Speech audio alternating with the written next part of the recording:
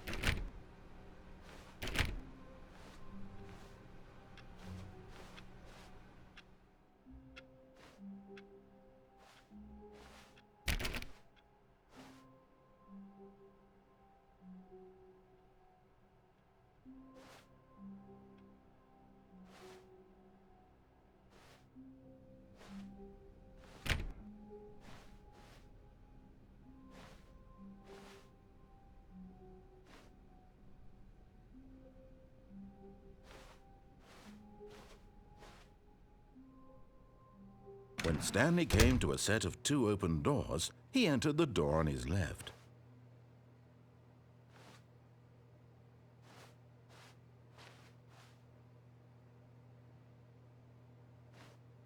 This was not the correct way to the meeting room, and Stanley knew it perfectly well. Perhaps he wanted to stop by the employee lounge first, just to admire it.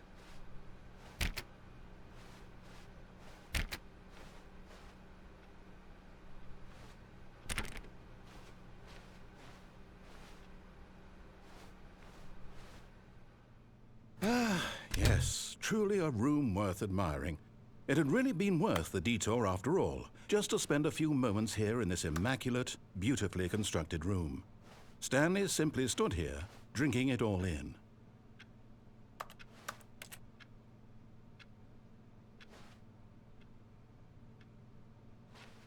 Yes, really, really worth it being here in the room. A room so utterly kept, but eager to get back to business, Stanley took the first open door on his left.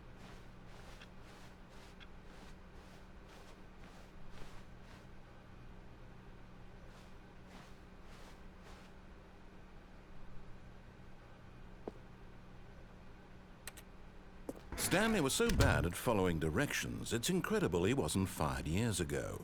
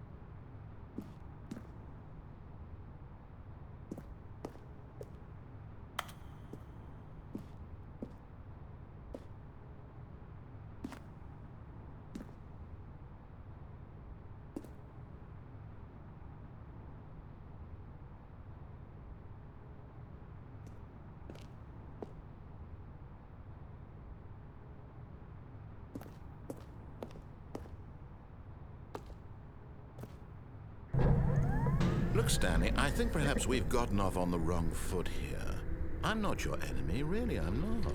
I realize that investing your trust in someone else can be difficult, but the fact is that the story has been about nothing but you all this time.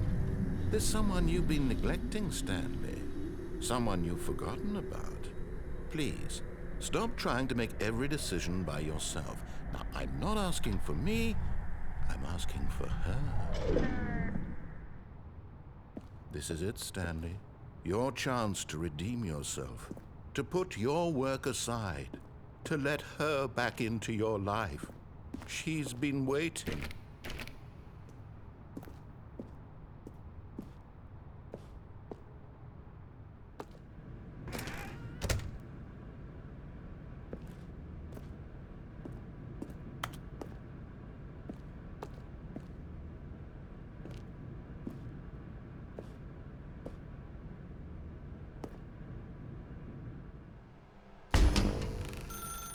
That's her, Stanley. You need to be the one to do this, to reach out to her. If you can truly place your faith...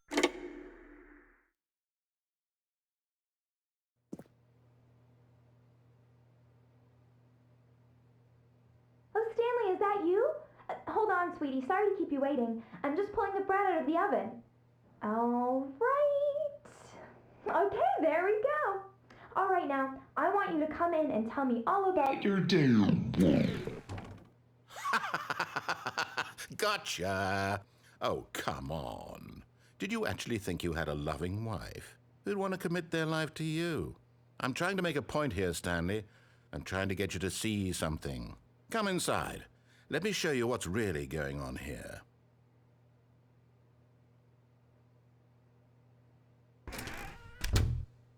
This is a very sad story about the death of a man named Stanley.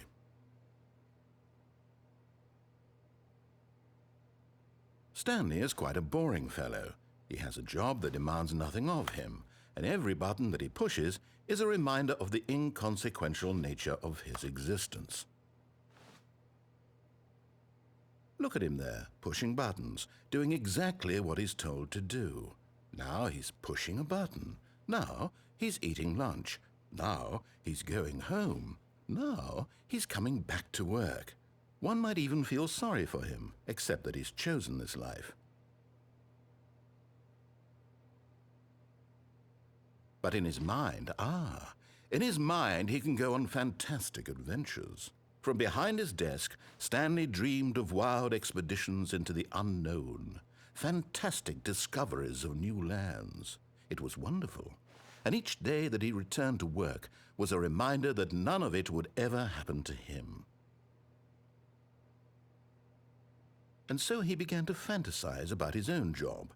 First, he imagined that one day while at work, he stepped up from his desk to realize that all of his co-workers, his boss, everyone in the building had suddenly vanished off the face of the earth.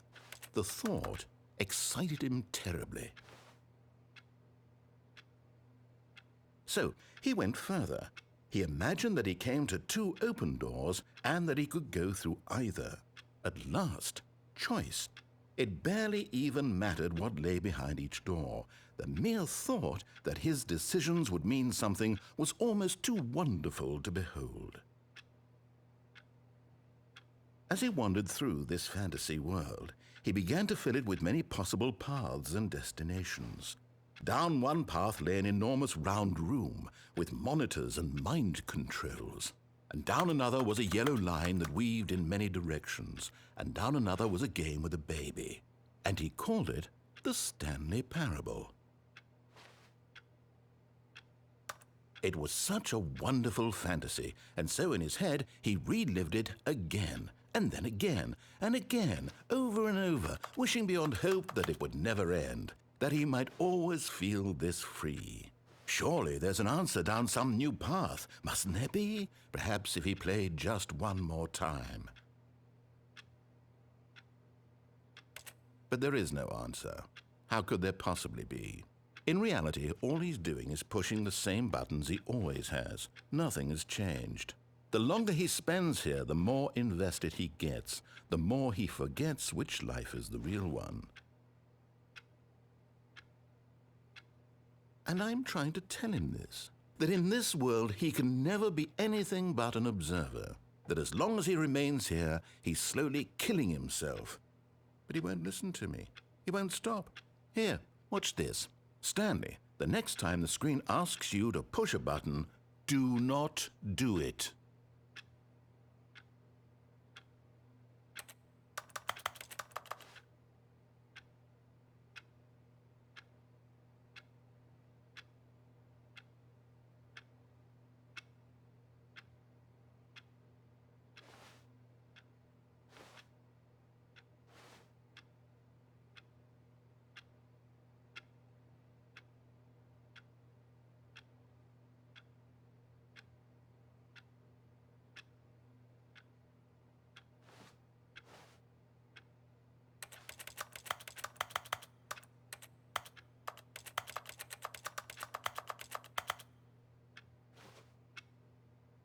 You see? Can he just not hear me? How can I tell him in a way that he'll understand that every second he remains here, he's electing to kill himself? How can I get him to see what I see? How can I make him look at himself?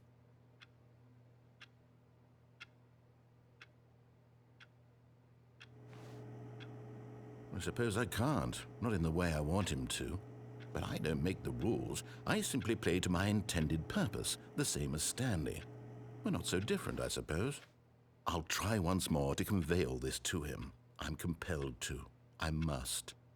Perhaps, well, maybe this time he'll see. Maybe this time.